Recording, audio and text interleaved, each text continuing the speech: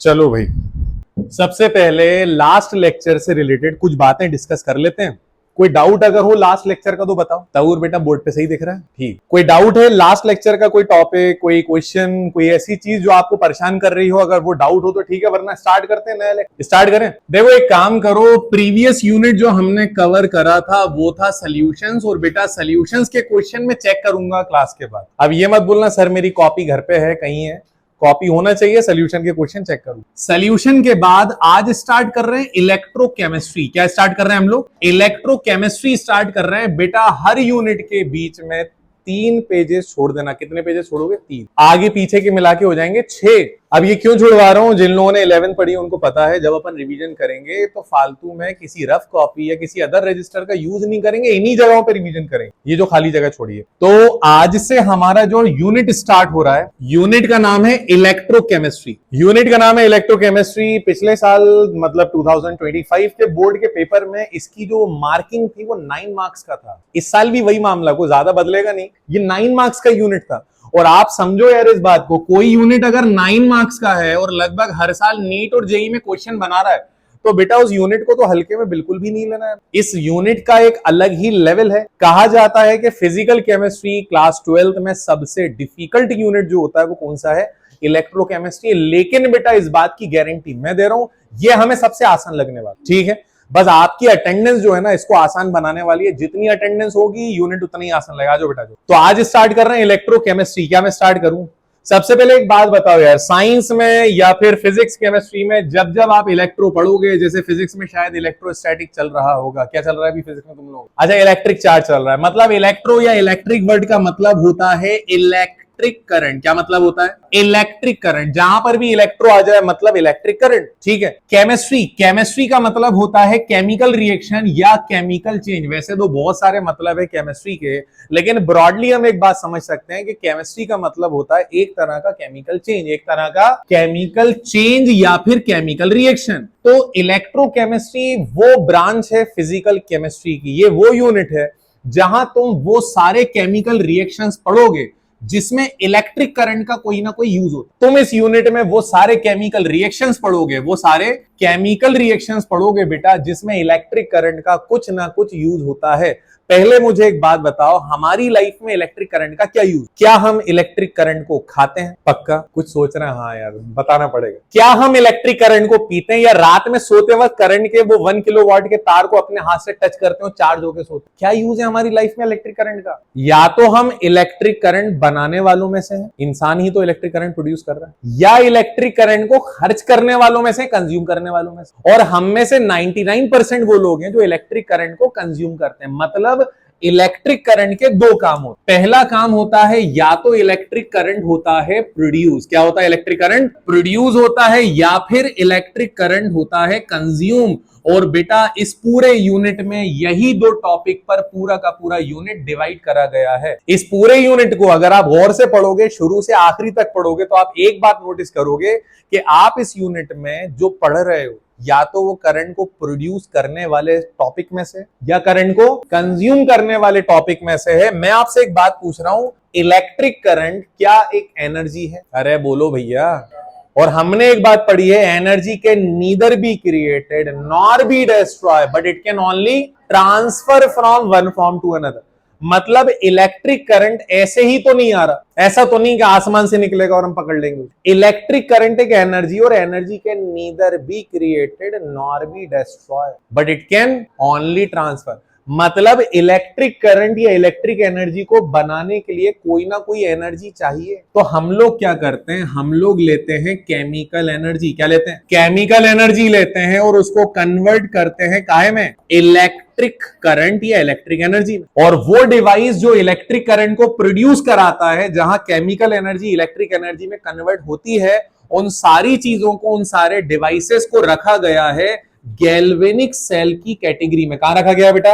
Galvanic cell या voltaic cell की category में रखा गया है, जहां पर होता है कैथोड जिस पर पॉजिटिव चार्ज होता है, जहां होता है एनोड जिस पर नेगेटिव चार्ज होता है। क्या आपको ये बात समझ में आई? कितने लोगों को समझ में आ गया? इस यूनिट में 2 ही तरह के टॉपिक है। 70% ऑफ टॉपिक्स जो इस यूनिट के हैं उनमें इलेक्ट्रिक करंट प्रोड्यूस होता है। उनमें जो आप डायरेक्टली और इनडायरेक्टली पढ़ रहे हो वो गैल्वेनिक या फिर वोल्टिक सेल के बारे में पढ़ रहे हैं। बाकी के 30% टॉपिक जो इस यूनिट के हैं, रिमेनिंग 30% जो है वहां इलेक्ट्रिक करंट कंज्यूम होता है। बेटा करंट एक एनर्जी है, एनर्जी खत्म नहीं होती, कंज्यूम भी होगी तो किसी दूसरे फॉर्म में कन्वर्ट होगी, काय में कन्वर्ट होगी। अरे काय में कन्वर्ट होगी, बेसिक बात पूछ रहा हूं। इलेक्ट्रिक करंट या इलेक्ट्रिक एनर्जी जब कन्वर्ट होगी तो काय में कन्वर्ट होगी, केमिकल एनर्जी में। एक काम जो तुम लोगों ने हर कभी करा है, नींद में भी बोले तो तुम वो काम 100% सही करके आओ, मोबाइल फोन को चार्ज। इसमें कभी कोई गलती नहीं हो, क्यों बेटा शाजिब गलती हो सकती है, कोई गलती नहीं होगी। आप जब मोबाइल फोन को चार्ज करने जाओगे तो आपको पता है कि आपका एडेप्टर कौन सा है,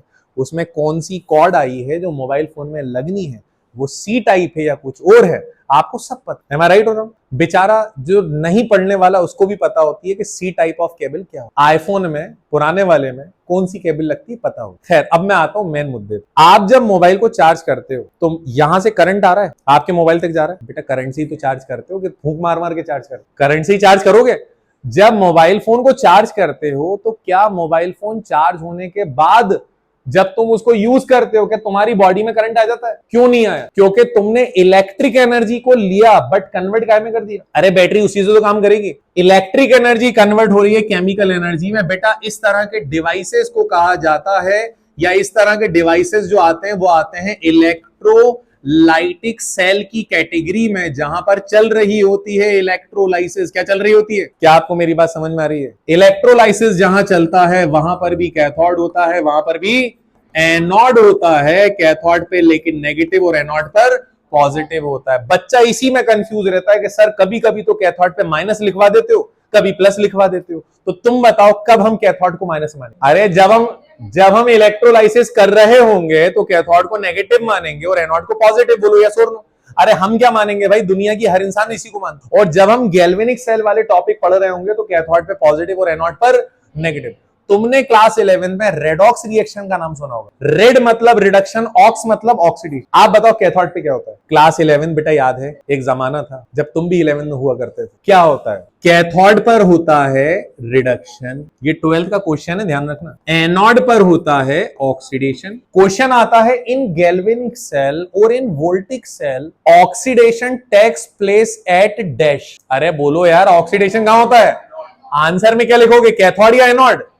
आंसर में आएगा एनोड। क्वेश्चन आएगा in electrolytic cell oxidation takes place at dash. कौन बता सकता? आयशा बेटा तुम बताओ, इलेक्ट्रोलाइटिक सेल में कहां ऑक्सीडेशन कहां रिडक्शन? नहीं मालूम। अच्छा by the way galvanic cell से उल्टा काम कर रहा है इलेक्ट्रोलाइटिक सेल। बोलो यस और नो। तौर भैया तुम बताओ, वहां रिडक्शन ऑक्सीडेशन कहां होगा? आप भी इस बात से एग्री करते हो? आप सब गलत हो। दुनिया का कोई भी सेल हो, reduction is always takes place at cathode, oxidation is always takes place at anode. याद रखना भैया, चाहे दुनिया का कोई भी सेल हो, उनका नेचर अलग अलग है, लेकिन reduction always takes place at cathode, oxidation takes place at anode. क्या आपको मेरी बात समझ में आ रही है? अरे बोलो भैया, आया नहीं आया समझ में? कितने लोगों को इंट्रो समझ में आ गया यूनिट का?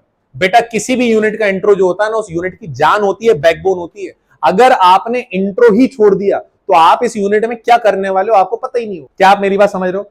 ये इंट्रो किसी भी बुक में मिल जाए तो मुझे बता जरूर देना। किसी भी बुक में नहीं मिलेगा। इनफैक्ट बुक्स का जो सीक्वेंस चलेगा वो डायरेक्ट स्टार्ट कर देते हैं सेल। देख लो एनसीईआरटी का पेज पलट के देख। अब सेल पढ़ने से पहले भाई इलेक्ट्रोड भी तो होती है, इलेक्ट्रोड पोटेंशियल भी तो होता है, उसके अलावा कंडक्टिविटी भी तो होती है। तो बेटा मैं आपको सीक्वेंस अपना लेके चलूंगा, लेकिन डोंट वरी, हम अपने सीक्वेंस में इस चैप्टर को, इस यूनिट को बहुत परफेक्ट तरीके से कवर करेंगे। और हाँ, एक भी टॉपिक कम नहीं होगा बल्कि ज्यादा ही नहीं। बात समझ में? लेकिन मेरे बच्चों कल ये मत आ जाना सर मेरी बुक में तो पहले ये सेल लिखा हुआ, तो भाई वो भी पढ़ेंगे हम, लेकिन उसके पहले जो उसके बेसिक पॉइंट है वो कवर करेंगे। क्या आप मेरी बात समझ रहे हो?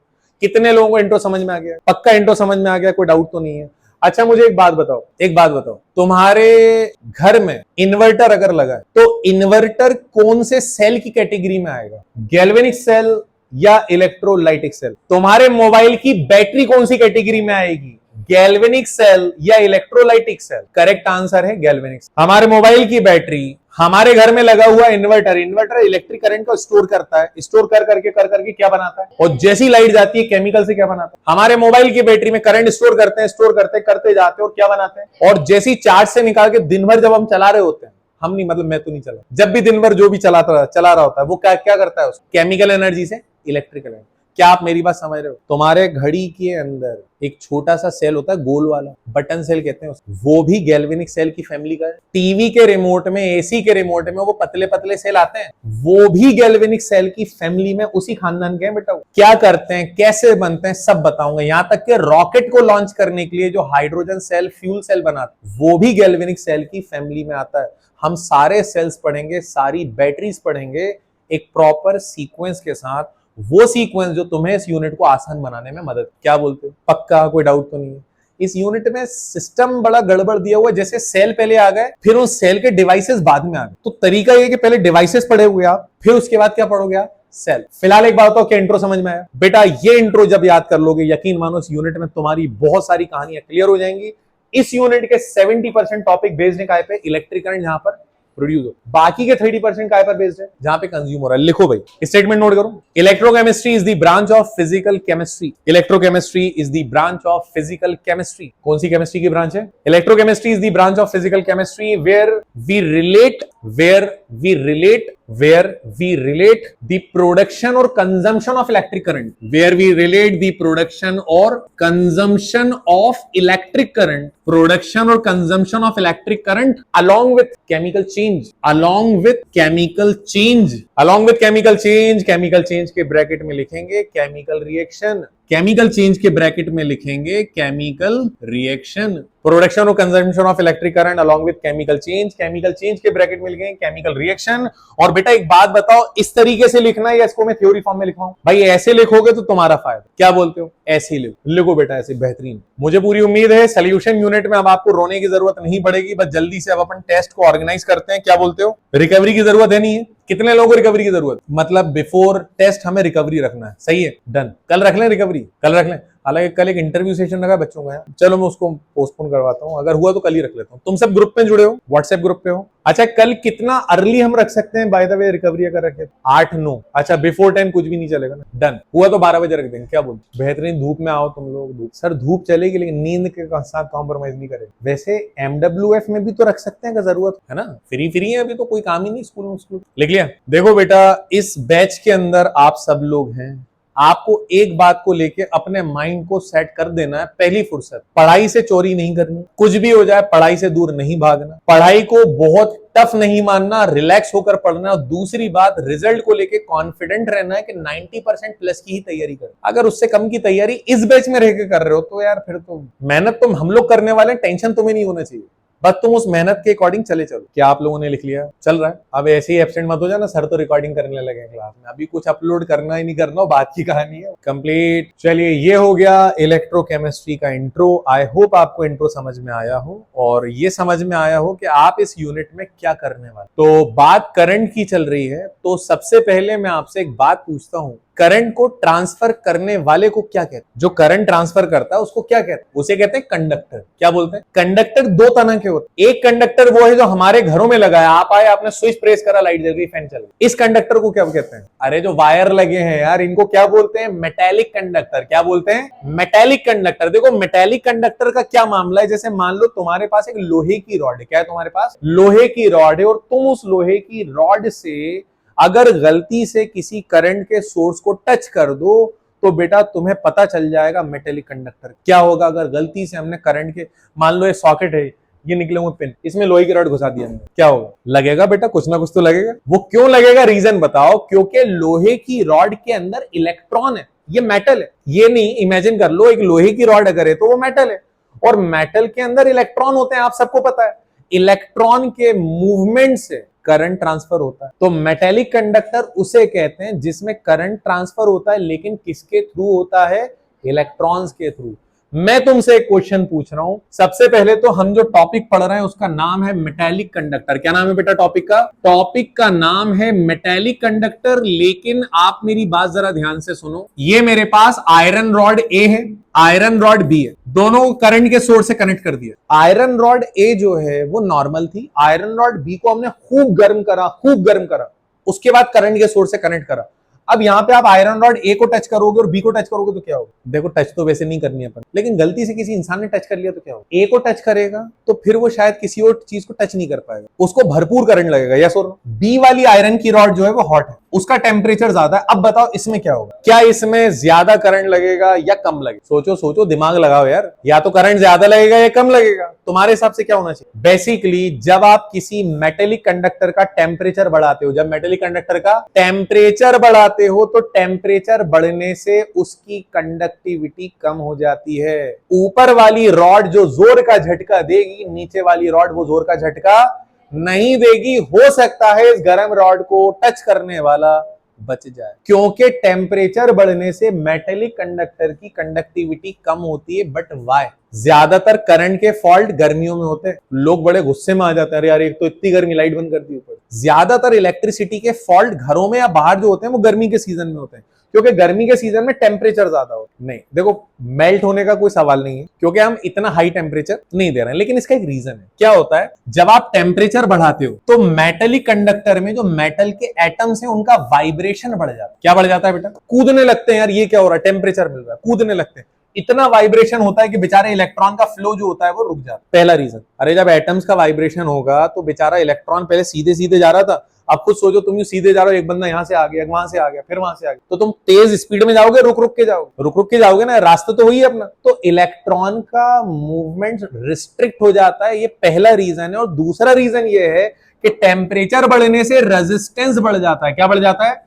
रेजिस्टेंस बढ़ जाता है। और बेटा जब रेजिस्टेंस बढ़ता है तो हर चीज रुक जाती है, करंट की कैपेसिटी भी, कंडक्टिविटी भी रुक जाएगी। क्या आपको मेरी बात समझ में आ रही है? तो जैसे जैसे टेम्परेचर बढ़ता है मेटल एटम का वाइब्रेशन बढ़ता है, उनके वाइब्रेशन बढ़ने से कंडक्टिविटी स्लो हो जाती है। क्या आप मेरी बात समझ पा रहे हो? कितने लोगों को क्लियर हुआ? ये क्वेश्चन है भैया। On increasing the temperature the conductivity of metallic conductor is increases or decreases? Decreases. Why decreases? Due to increase in resistance. Resistance बढ़ता है और एटम का वाइब्रेशन बढ़ता है। क्या आपको मेरी बात समझ में आ रही है? मेरा तुमसे एक क्वेश्चन है। मान लो एक कंटेनर में पानी भरा हुआ है, पानी भरा हुआ है, करंट ट्रांसफर करना क्या करोगे? और एक कंटेनर इतना सा नहीं बेटा, बड़ा कंटेनर है, इस कॉर्नर से उस कॉर्नर तक बड़ा, पूरा कहते हैं बड़ा सा स्विमिंग पूल है। अब करंट ट्रांसफर करना क्या करोगे? क्या कॉपर के तार लगाओगे? अरे बोलो ना यार। तुम्हें अगर लिक्विड में करंट को ट्रांसफर कराना है तो तुम क्या करोगे? वायर्स लगाओगे? वायर से काम नहीं बन पाएगा, गड़बड़ हो जाएगी। हो सकता है चिंगारियां विंगारियां निकलने लगे, स्पार्क हो जाए, दिक्कत हो जाएगी। क्या करेंगे? करंट को हाथ से लेके देंगे, लाओ बेटा। क्या करेंगे फिर? रॉड लगा देंगे। मतलब तुम लोग घूम फिर के एक ही चीज पे आ रहे हो, सर मेटल लेंगे। नहीं, अगर लिक्विड में करंट को कैरी कराना है तो तुम मेटल का इस्तेमाल कर ही नहीं सकते, वहां इस्तेमाल करोगे इलेक्ट्रोलाइट का। काएगा इलेक्ट्रोलाइट क्या होता है वो मैं आगे बताऊंगा। फिलहाल एक बात तो मेटेलिक कंडक्टर क्लियर हुआ। टेम्परेचर बढ़ने पे मेटेलिक कंडक्टर की कंडक्टिविटी बढ़ेगी या कम होगी? तो आंसर क्या? कम होगी या बढ़ेगी? कम होगी। क्यों कम होगी? क्योंकि उसका रेजिस्टेंस बढ़ेगा और वाइब्रेशन बढ़ेगा एटम का। क्या आप मेरी बात समझ पा रहे हो? लिखो भाई थ्योरी, थ्योरी नोट करना। पहले आपने हेडिंग लिखी मेटेलिक कंडक्टर। तुम लोगों ने इंट्रो में तो कोई गड़बड़ नहीं करी, एक बार देख लेना भैया इंट्रो, पता चलेगा प्लस माइनस ही गलत कर दिया तो काम लग जाए। आराम से देख लेना, पीडीएफ दे दूंगा। हेडिंग नोट करो मेटेलिक कंडक्टर, और मेटेलिक कंडक्टर के अंदर आप थ्योरी नोट करेंगे। हेडिंग है मेटेलिक कंडक्टर, लिखो भाई theory. Metallic conductors, metallic conductor, metallic conductor transfer electric current, transfer electric current, transfer electric current. Metallic conductor transfer electric current through electrons, transfer electric current through electrons. Underline करो भैया, through electrons. Metallic conductor transfer electric current through electrons. तो पहले through electrons को underline करो, उसके बाद full stop लगा के लिखो the conductivity of metallic conductor, the conductivity, conductivity of metallic conductor, conductivity of metallic conductor decreases, conductivity of metallic conductor decreases with increase in temperature, conductivity of metallic conductor decreases with increase in temperature। हम ऐसा क्या बढ़ाते हैं कि conductivity कम हो जाती है? conductivity of metallic conductor decreases with increase in temperature due to increase in resistance, due to increase in resistance, बेटा रेजिस्टेंस बढ़ जाता है, due to increase in resistance as well as, बेटा और क्या बढ़ता है? due to increase in resistance as well as vibration, vibrations of metallic atom, vibration of metallic atom. कोई बताएगा मेटेलिक एटम का दूसरा नाम क्या होता है? नहीं मालूम? अरे इलेक्ट्रॉन थोड़ी होता, kernel. Vibration of metallic atom bracket में लिखो केर्नल। बेटा ये वो केर्नल वो अलग होता है, COLONEL। मेटेलिक एटम और kernel, vibration of metallic atom और कर्नल। आया? क्लियर है? इसमें कोई डाउट तो नहीं है? चलिए, तो पहली चीज हमारी मेटेलिक कंडक्टर होती है क्लियर। इसको हमने सिर्फ इसलिए पढ़ा ताकि हम अगला जो टॉपिक पढ़ेंगे वो हम कनेक्ट कर, अदरवाइज मेटेलिक कंडक्टर का कोई इस्तेमाल नहीं है इस यूनिट में ज्यादा। जिसका बहुत इस्तेमाल है, भरपूर यूज है, उसका नाम है इलेक्ट्रोलाइटिक कंडक्टर। तो हेडिंग नोट करो, आईएमपी कर लेना बेटा। Electrolytic conductor oblique electrolyte, electrolytic conductor oblique electrolyte. बेटा आईएमपी कर लेना, क्योंकि इस यूनिट में 2 या 3 क्लासेस के बाद जब तुम ग्राफ बना रहे होगे तब तुम्हें इलेक्ट्रोलाइट की याद आएगी बेटा। और अगर तुमने इलेक्ट्रोलाइट नहीं पढ़ा ना तो याद वो सताने लगेगी, ध्यान रख। इसीलिए इलेक्ट्रोलाइट ध्यान से पढ़ना। सबसे पहले इलेक्ट्रोलाइट नाम की चीज क्या होती है तो सुनो, बड़ी सीधी सीधी सी बात है। इस दुनिया में 3 तरह की चीजें तो आम है, एक एसिड, एक बेस और तीसरी चीज इन दोनों को मिलने के बाद जो तैयार होता है वो होता है सॉल्ट। आप ज्यादातर आपके आसपास की चीजों को आप नोटिस करोगे, या तो वो एसिडिक फैमिली से आती हैं या बेसिक या फिर सॉल्ट। जैसे अगर आप मार्केट जाकर आपने बोला कि यार कॉफी पीकर आते हैं, चलो, तो कॉफी कौन सी फैमिली से आती है? कॉफी का नेचर क्या है? एसिडिक। आप गए, आपने कहा अरे यार नारियल पानी पीकर आते हैं, चलो लस्सी पीकर आते हैं, या कुछ भी एक्सपायर्ड। हर एक लिक्विड का, हर एक सोल्यूशन का अपना कोई नेचर होता है। क्या मेरी बात समझ में आ रही है? या तो एसिड या बेस या फिर सॉल्ट। क्या मेरी बात समझ में आ रही है आप लोगों को?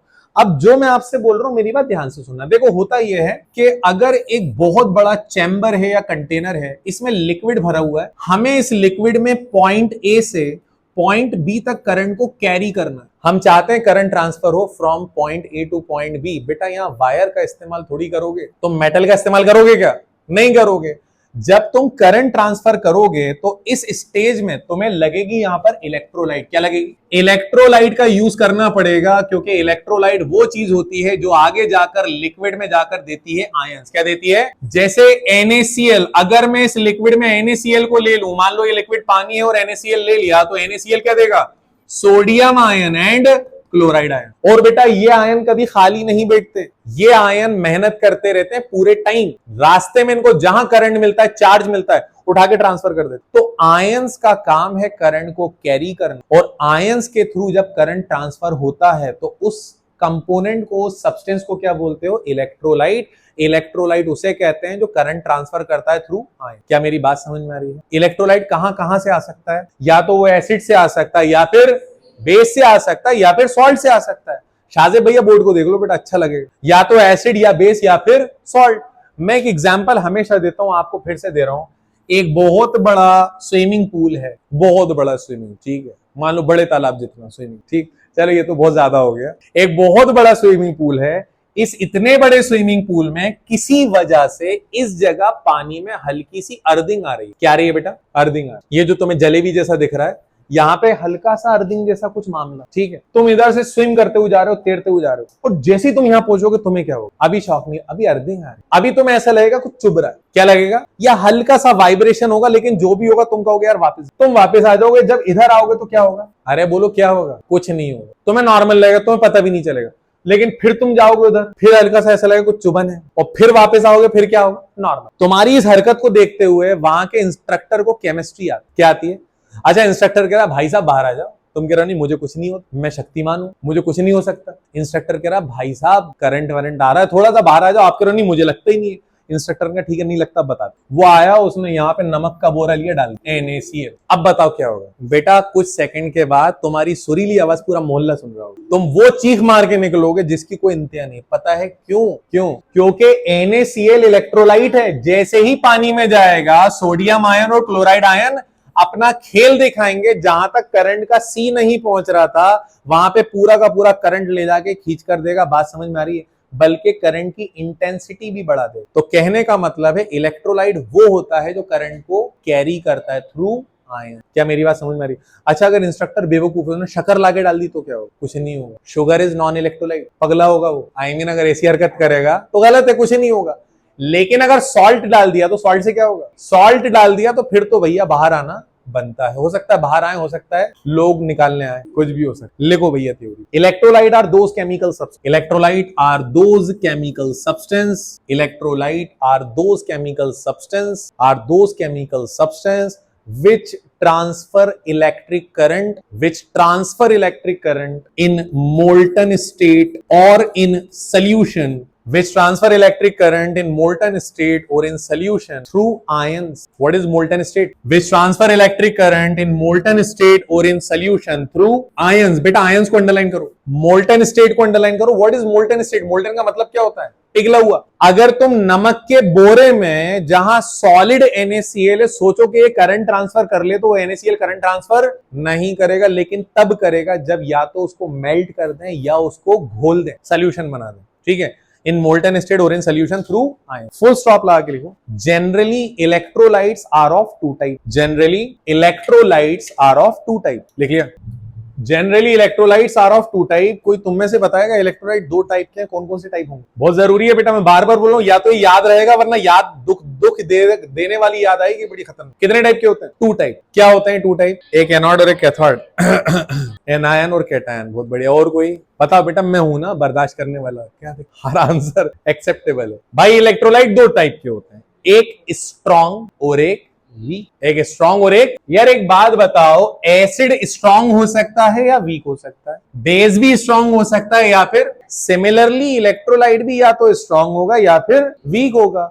आपने एक पिक्चर में इलेक्ट्रोलाइट का यूज होता हुआ देखा है, थ्री इडियट में पहले ही सीन जो आमिर खान की रैगिंग होती है, वो स्केल बांध के नहीं, वो स्पून निकाल देता है, उसमें इलेक्ट्रोलाइट का यूज हो रहा है. चलो खैर आगे बढ़ते हैं, पर ज्यादा मूवी में नहीं जाते. पहला आता है नंबर 1 स्ट्रॉन्ग इलेक्ट्रोलाइट. लिखो बेटा नंबर 1 स्ट्रॉन्ग इलेक्ट्रोलाइट. और इसके बाद अभी मत लिखना, दूसरे नंबर पे अपन पढ़ेंगे. क्या पढ़ेंगे बेटा दूसरे नंबर पे?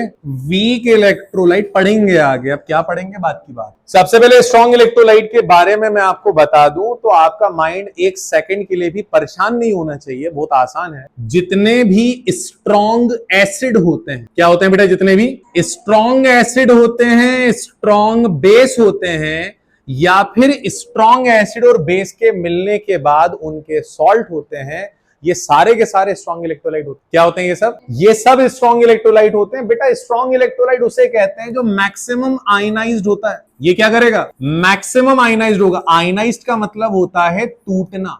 क्या मतलब होता है आयनाइज्ड का? टूटना मतलब डिसोसिएट होना. एक बात बताओ, पानी में नमक मिलाओ NaCl, क्या NaCl को डिसॉल्व करने के लिए कोई मशीन होती? कैसे करते हो? लिया स्पून, घुमाया, हो गया. अरे स्पून भी नहीं है तो यूं मिक्स करा, हो गया. अगर तुम मिक्स नहीं भी करोगे तो ऑटोमेटिकली थोड़ी देर बाद NaCl डिसॉल्व होने लगेगा अपने आप. गलत तो नहीं बोल रहा हूं. आप NaCl नमक का इतना बड़ा पीस डाल दो पानी में, ऑटोमेटिकली टूटने लगेगा, छोटे छोटे पार्टिकल में ब्रेक हो जाएगा. भाई साहब NaCl एक स्ट्रॉन्ग इलेक्ट्रोलाइट, क्योंकि NaCl को किसी की जरूरत नहीं है. उसको पता है कि मुझे मैक्सिमम टूटना है, क्योंकि जितना ज्यादा टूटेगा उतना ज्यादा करंट कैरी करेगा. क्या आप मेरी बात समझ पा रहे हो? एक एक्सपेरिमेंट है और जहां तक मुझे लगता है यूट्यूब पे होना चाहिए. एक बोल में पानी लिया, उसमें नमक मिलाया, ज्यादा नहीं थोड़ा बहुत, किसी तरह से उस बोल को कुछ कनेक्ट करके इलेक्ट्रोड वगैरह लगा के करंट से कनेक्ट करा. दूसरी तरफ एक और इलेक्ट्रोड लगाई, उससे वायर निकाल के बल्ब में लगा दिया. आप बताओ बल्ब जलेगा नहीं जलेगा? बल्ब जलेगा. अब दूसरी बात, नमक और बढ़ाएंगे तो क्या होगा? बल्ब की ब्राइटनेस बढ़ेगी, क्योंकि बल्ब को ज्यादा करंट मिल रहा है. और नमक बढ़ाएंगे तो बल्ब की ब्राइटनेस, मतलब ऐसा नहीं बेटा कि 100 वाट का तो 500 वाट हो जाएगा, ऐसा नहीं. मतलब मैक्सिमम तक पहुंचेगा. आप जितना इलेक्ट्रोलाइट मिलाते जाओगे बल्ब की ब्राइटनेस बढ़ती जाएगी, मैक्सिमम की तरफ जाती जाएगी. क्या मेरी बात समझ में आ रही है? वाई? क्योंकि इलेक्ट्रोलाइट करंट को कैरी करता है. ज्यादा इलेक्ट्रोलाइट मिलाओगे तो करंट को भी ज्यादा कैरी करेगा. अरे बोलो भैया यस और नो, समझ में आ रहा है आप लोगों को? स्ट्रॉन्ग इलेक्ट्रोलाइट उसे कहते हैं बेटा जो मैक्सिमम आयनाइज्ड होता है. हमें आयनाइज्ड जैसे शब्द को अपनी थ्योरी में लिखना पड़ेगा. डिसोसिएट बहुत हल्का वर्ड, असल वर्ड जो होगा वो क्या होगा? आयनाइज्ड. स्ट्रॉन्ग इलेक्ट्रोलाइट उसे कहते हैं जो ज्यादा से ज्यादा टूटेगा, ज्यादा करंट को कैरी करेगा. और स्ट्रॉन्ग इलेक्ट्रोलाइट के एग्जांपल में क्या आएगा बेटा? स्ट्रॉन्ग एसिड, स्ट्रॉन्ग बेस और इनके सॉल्ट. एक आध मुझे स्ट्रॉन्ग एसिड का फॉर्मूला बता दो. चलो भाई एक एग्जांपल आ गया कि सर HCl होता है स्ट्रॉन्ग एसिड. होता ही नहीं होता है. एक होता है H2SO4. चलो 2 स्ट्रॉन्ग एसिड हो गए. अब 1 मिनट, ये लड़कियों ने बताया। लड़कों बेटा दो बेस के फॉर्मूले बताओ, स्ट्रॉन्ग होना चाहिए। NaOH हो गया, बिल्कुल सही है, और KOH। एक आध दो सॉल्ट के एग्जांपल बता दो। NaCl, KCl एक्सेट्रा, ये स्ट्रॉन्ग। स्ट्रॉन्ग को याद करने में ग्राफ वाला क्वेश्चन KCl पे आएगा, पहले बता रहा हूं, अभी ग्राफ करवाऊंगा। एक जेई एडवांस का क्वेश्चन है डेबाय-हकल-ऑनसेगर इक्वेशन, वो भी मैं KCl पे कराऊंगा। ध्यान रखना आप लोग, KCl स्ट्रॉन्ग होता है वीक होता है? स्ट्रॉन्ग होता है। Bye the way strong electrolyte को याद करना मुश्किल नहीं है। मैं आपसे एक क्वेश्चन पूछ रहा हूं, दुनिया का सबसे स्ट्रॉन्ग एसिड कौन सा है? दुनिया का सबसे स्ट्रॉन्ग इनऑर्गेनिक एसिड पूछ रहा हूं, ऑर्गेनिक नहीं इनऑर्गेनिक। हाँ भाई लड़कों बेटा कुछ तो आंसर दो यार। दुनिया का सबसे खतरनाक इनऑर्गेनिक एसिड कौन सा है? तो आंसर है HClO4 पर क्लोरिक एसिड। बेटा ये तो बच्चे हैं उसके आगे, ये दादाजी हैं ये, और दादाजी में और ये पोता पोती है उनके, वो बहुत स्ट्रॉन्ग है, बहुत ही ज्यादा स्ट्रॉन्ग, कोई कंपैरिजन नहीं है। लोगों को लगता है कि सर सल्फ्यूरिक एसिड स्ट्रॉन्ग होगा, सल्फ्यूरिक कुछ नहीं है यार, ये सबसे खतरनाक। अच्छा दुनिया की सबसे स्ट्रॉन्ग बेस कौन सी है? बेटा देखो अपन 11th पढ़ के आ रहे हैं, इस बात का घमंड होना चाहिए तुम्हें। शाहजेब तुम बताओ सबसे स्ट्रॉन्ग बेस कौन सी होगी? MgOH। करेक्ट आंसर है CSOH, caesium hydroxide. Caesium hydroxide is the strongest base, strongest base. बात समझ में आ रही है? खैर कोई बात, अरे ठीक है यार, फैक्चुअल चीजें एक बार पढ़ोगे याद हो जाएगी, कोई दिक्कत तो नहीं है। कितने लोगों को स्ट्रॉन्ग इलेक्ट्रोलाइट क्लियर हो गया? इसका ठीक अपोजिट वीक होगा। वीक में क्या होगा तुम बताओ? वीक इलेक्ट्रोलाइट बना होगा वीक एसिड, वीक बेस, या फिर इन एसिड और बेस जो वीक वीक हैं इनके सॉल्ट से। कैसे बना होगा बेटा? वीक एसिड, वीक बेस, या फिर इनके सॉल्ट से। क्या आपको मेरी बात समझ में आ रही है? बेटा स्ट्रॉन्ग इलेक्ट्रोलाइट मैक्सिमम आयनाइज्ड होता है, तो क्या ये पार्शियली आयनाइज्ड होगा या कंप्लीटली? ये आयनाइज्ड होगा बेटा पार्शियली। क्या आयनाइज्ड होगा ये? पार्शियली का मतलब होता है थोड़ा बहुत, पूरी तरह आयनाइज्ड नहीं होगा। ये जो है ना बेचारा वीक, ये बहुत से बहुत 18-20% टूटता है। आपने बहुत मेहनत कर ली तो 22-23% टूटेगा बस। और ये जो है ना ये बेचारा कम से कम 90% टूटता है। मतलब इसका मैक्सिमम 22% और इसका मिनिमम 90%। आप समझ सकते हो कितना बड़ा डिफरेंस है। तो ये वीक इलेक्ट्रोलाइट है बेटा। एक दो एग्जांपल तुम बताओ। ठीक है डन, करेक्ट, अरे सही है, बिल्कुल सही है। एक एग्जांपल जो भूलना मत बेटा, कभी मत भूलना आप, CH3COOH। जब भी वीक इलेक्ट्रोलाइट का नाम आए तुम्हारी आंखों में एक एग्जांपल दौड़ता हुआ आना चाहिए। क्या एग्जांपल आना चाहिए? CH3COOH बेटा आना ही चाहिए। एक और एग्जांपल आना चाहिए NH4OH। इन दो को तो भूलना मत। इसके अलावा मैं लाइन से लिख देता हूं बहुत सारे। H2CO3, नाम सुना H2CO3 का? HCN, NH4Cl etcetera. Bye the way what is CH3COOH? Acetic acid. क्या ये कंप्लीटली आयनाइज होगा या पार्शियली? पार्शियल। कहां पार्शियली? पोलर सॉल्वेंट में या नॉन पोलर सॉल्वेंट में? पोलर सॉल्वेंट में। कहां? याद रखना बेटा, दुनिया की हर चीज जुगाड़ तुगाड़ से कहीं ना कहीं तो टूट ही जाती है, लेकिन अपन पैरामीटर ले रहे हैं पोलर सॉल्वेंट। क्या ले रहे हैं?